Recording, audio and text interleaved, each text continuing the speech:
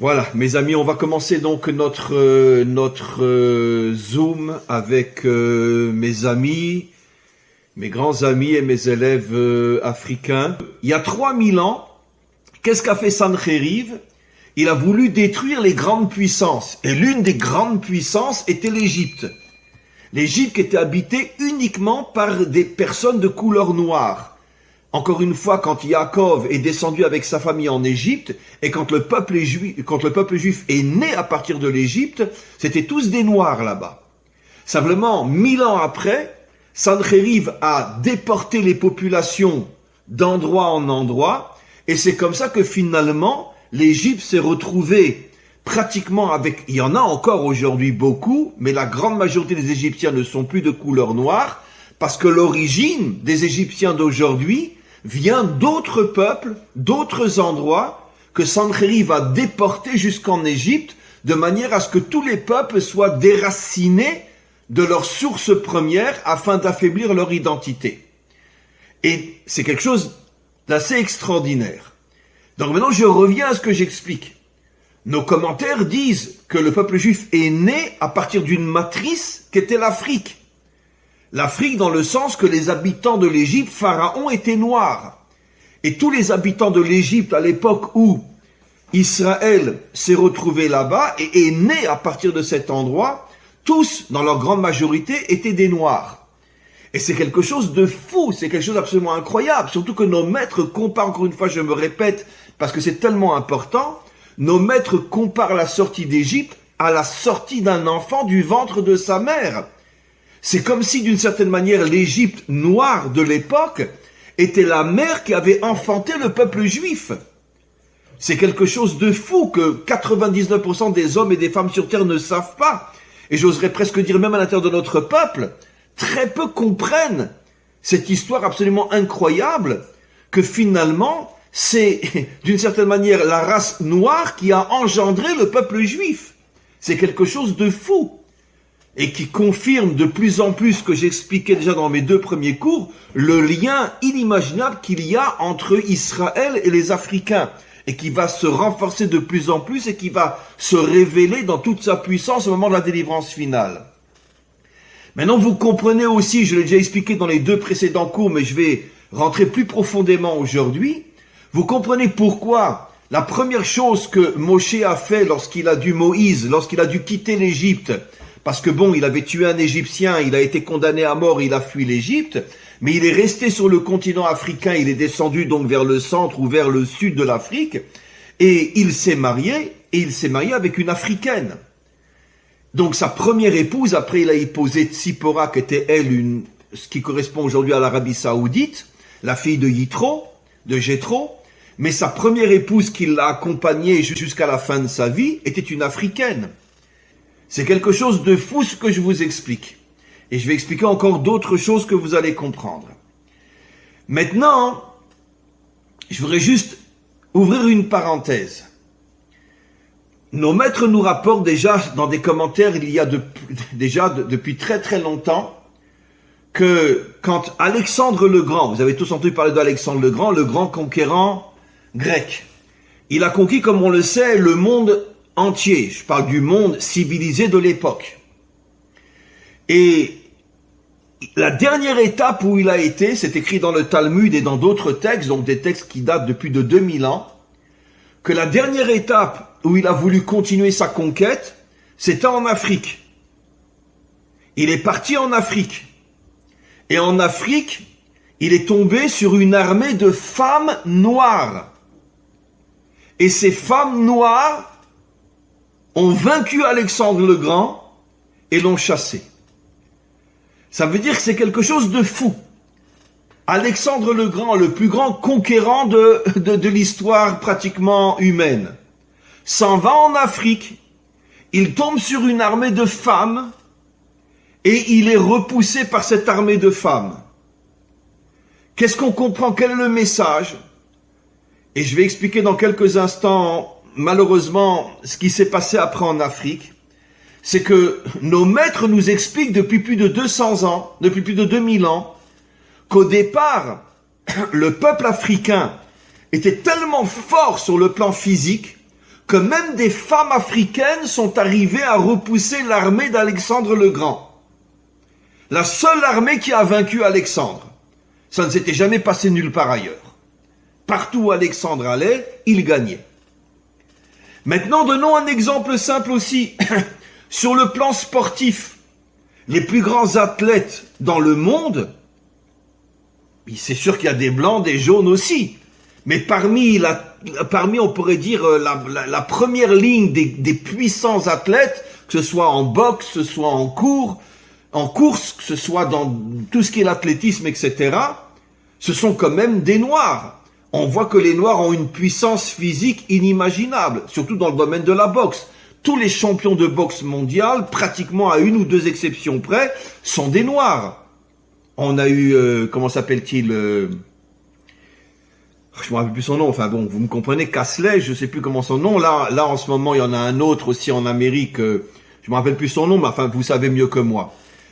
Il y a une puissance, une force incroyable, on pourrait dire dans la matérialité africaine, et on comprend maintenant pourquoi l'âme d'Israël en tant que peuple doit s'unir à l'Afrique quand elle retrouvera sa vraie puissance, car je n'ai pas encore expliqué la deuxième partie du cours, parce que de la même manière qu'il faut avoir une âme puissante dans un corps fort, comme on dit d'ailleurs en français, un esprit saint dans un corps saint, je préfère dire une âme forte dans un corps fort, qu'en vérité parmi tous les peuples, ceux qui ont hérité de la puissance du corps plus que n'importe quel autre peuple ou civilisation, c'est précisément les Africains. Et c'est la raison pour laquelle, au moment de la délivrance finale, la puissance de l'âme d'Israël va s'unir à la puissance, on pourrait dire, de la réalité matérielle, corporelle de l'Afrique. Et ensemble, ça va donner une civilisation avec une puissance inimaginable qui pourra vaincre le mal, repousser le mal et installer le bien dans ce monde. Maintenant, qu'est-ce qui s'est passé ? Parce que là, je n'ai parlé que de choses, on pourrait dire, d'un aspect très positif. Mais en vérité, les choses n'ont pas été comme je viens de le dire. Puisque comme on le sait, je l'ai expliqué dans mes deux premiers cours, les deux civilisations qui ont été les plus piétinées, les plus poursuivies, les plus maltraitées, les plus exterminées dans toute l'histoire humaine, c'est les Juifs et les Noirs. Et avec des similitudes inimaginables. Nous, on a été transformés en esclaves, les Noirs n'en parlant pas. Les destructions, les guerres, tout ce qui s'est passé en Afrique jusqu'il n'y a pas tellement longtemps entre les Tutsites et les Hutus, etc. Et on va en parler bien sûr. Donc, il y a et aussi l'exil, puisque de la même manière que les Juifs ont été exilés aux quatre coins de la terre, les Africains sont exilés aussi aux quatre coins de la terre. Il n'y a pas un pays au monde où il n'y a pas des Noirs aujourd'hui. Alors qu'ils avaient un pays d'une richesse inimaginable. J'ai pas besoin de vous dire que le pays le plus riche en ressources matérielles du monde, c'est l'Afrique. Il y a tout là-bas. Il y a le diamant, il y a l'or, il y a des minéraux, il y a une richesse inimaginable. Qu'est-ce qui s'est passé ? Comment les Africains ont pu être exilés? Comment ont-ils pu être transformés en esclaves? Comment ont-ils pu être piétinés, massacrés, violés? Parce que, comme je dis toujours, tout ce qui s'est passé, ne serait-ce qu'au niveau de l'esclavage en Amérique, c'est complètement censuré. Mais le jour où on retrouvera les archives véritables et qu'on se rendra compte de ce que les Blancs américains ont fait aux Noirs, on se rendra compte que ça a été un véritable génocide.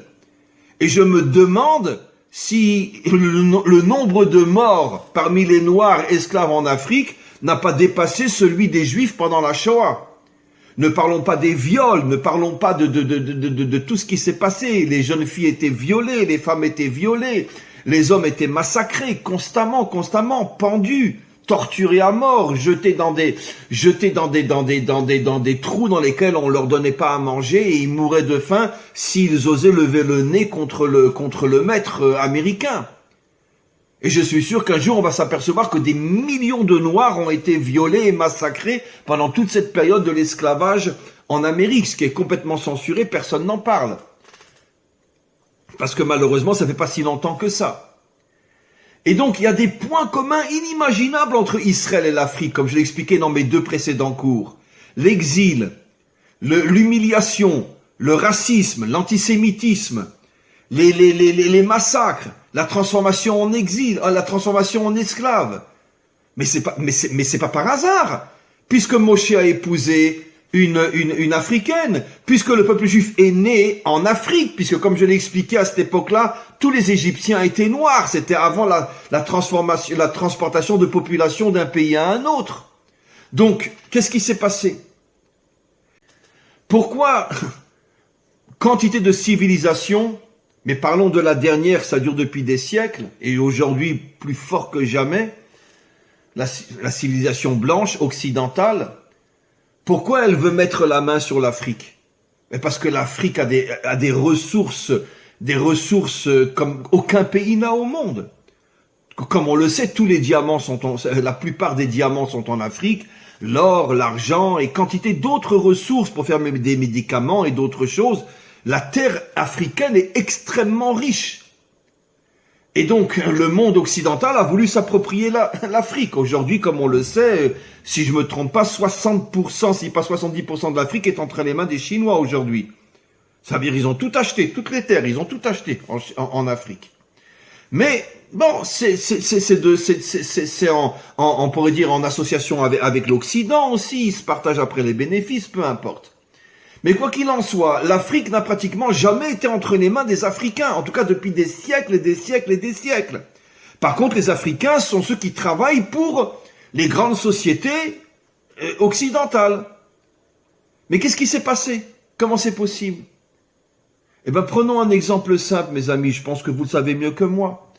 La guerre, le massacre incroyable entre les Tutsites et les Hutus. Qui était derrière? Qui était derrière? Vous pensez vraiment que ce sont les Africains qui se sont massacrés les uns les autres?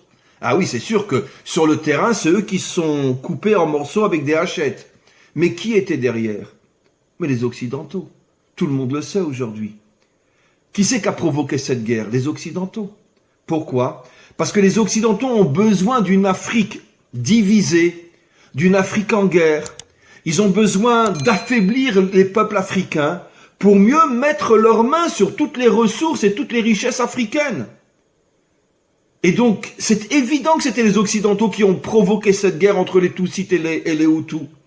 Et combien d'autres génocides qu'il y a eu dans l'histoire entre les Africains eux-mêmes. Pourquoi? Mais c'est très facile à comprendre. Vous croyez que les chefs Tutsites ou les chefs Hutus, par qui ils étaient payés? Qui leur a ouvert des comptes en banque dans lesquels ils ont mis des millions? Les Occidentaux, évidemment. Et aujourd'hui, il y a beaucoup moins de dictateurs, c'est vrai, en Afrique. Mais pendant des siècles, vous le savez tous et toutes, l'Afrique était remplie de dictateurs. Par qui ils étaient financés, par qui ils étaient payés? Mais par les Occidentaux. Et pourquoi? Dans le but d'affaiblir les peuples africains. Et pourquoi? Dans le but de les affaiblir afin de pouvoir après piquer, prendre toutes leurs ressources. Et on sait très bien, et vous le savez sans doute mieux que moi, qu'à chaque fois qu'on expérimente un nouveau vaccin dans l'OMS, d'accord, qui c'est qu'on prend comme cobaye? On va trouver un village perdu en Afrique, on leur apporte de la nourriture, on leur apporte de l'argent, et on leur dit, en échange de l'argent qu'on vous donne, essayez le vaccin, la moitié disparaissent, et puis comme ça, on expérimente sur les Africains, on expérimente tous les nouveaux médicaments. C'est la grande ressource de cobaye du monde occidental. Ça veut dire que qu'est-ce qui s'est passé avec les Africains?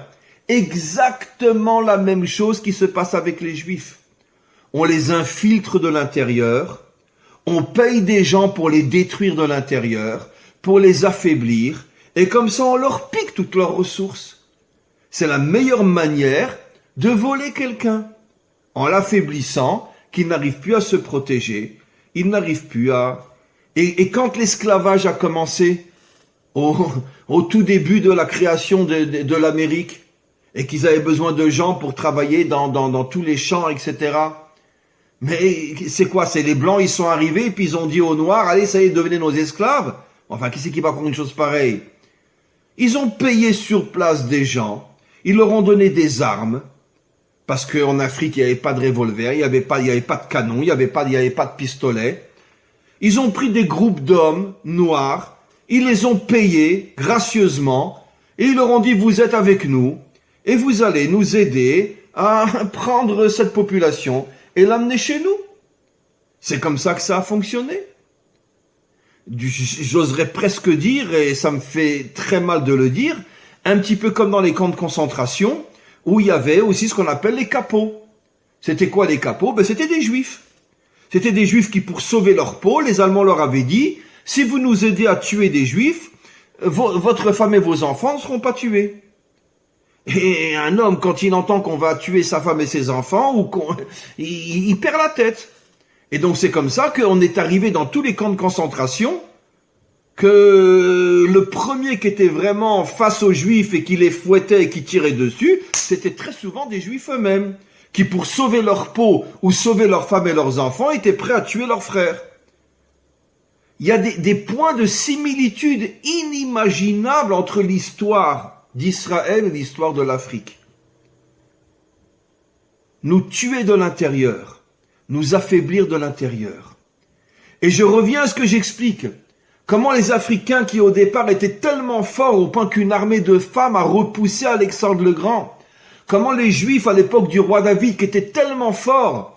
Comment on est devenus des esclaves. Comment on est devenus des exilés. Comment on est devenus des gens qui ont été poursuivis pendant des millénaires et qui ont été massacrés, Juifs et Africains.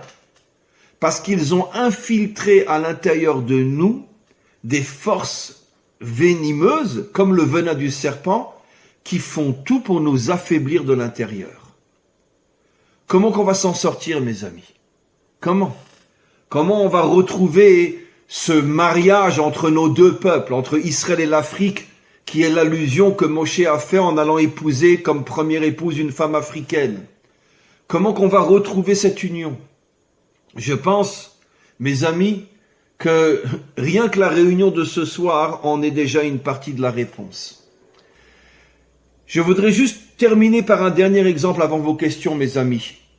Vous savez que quand on est sorti d'Égypte, notre tradition millénaire rapporte qu'en vérité, Dieu, à travers Moshe, a tout fait pour que Pharaon, qui était un noir à cette époque-là, comme j'explique au début du cours, que Pharaon fasse teshuva, ça veut dire qu'il revienne vers Dieu. Et en vérité, c'est la raison pour laquelle, comme on le voit dans tout le récit de la sortie d'Égypte, Moïse avait, d'une certaine manière, beaucoup de respect par rapport à Pharaon. Il ne lui est jamais rentré dedans. Il lui parlait de manière très polie. Et notre tradition rapporte que quand il y a eu la traversée de la mer, Pharaon était là. Et quand il a vu la traversée de la mer, Pharaon est revenu vers Dieu. Il a laissé tomber toutes ses idoles. Et à ce moment-là, c'est lui qui a dit le fameux verset qui est dans le chant de l'ouverture de la mer. Mi chamocha ba'elim Hashem. Qui est aussi grand que toi, Dieu du monde?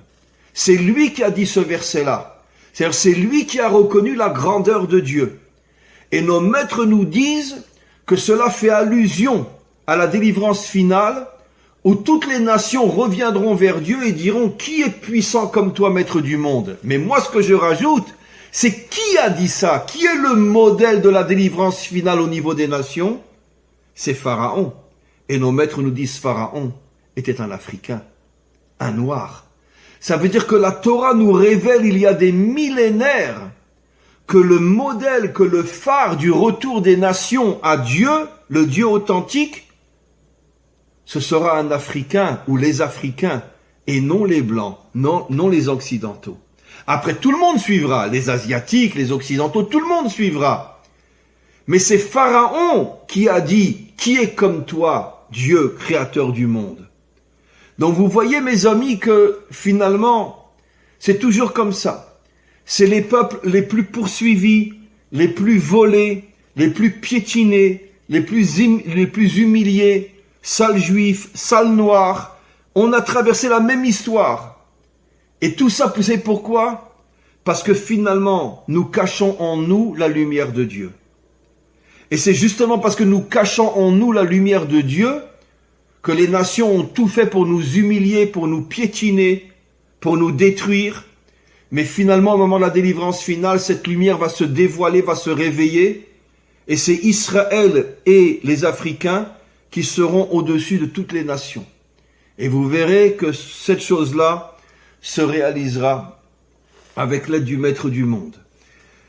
Donc, encore une fois, pour conclure, je pense que dans l'étape dans laquelle nous sommes aujourd'hui, le travail le plus important, et c'est votre responsabilité aussi, de ramener un maximum de monde et encore, et de parler autour de vous, d'amis que vous avez, de suivre les cours de Torah, de comprendre que finalement, ces cours de Torah vous renforcent, vous redonnent votre identité véritable, et petit à petit, laissons le Maître du monde gérer son monde et voir comment il va se débrouiller pour que les deux peuples les plus massacrés, les plus poursuivis, les plus humiliés de toute l'histoire humaine, qui sont les Juifs et les Noirs, que ces deux peuples-là retrouvent leur force véritable et puissent être les guides de la délivrance finale avec l'aide du Maître du monde. Voilà mes amis.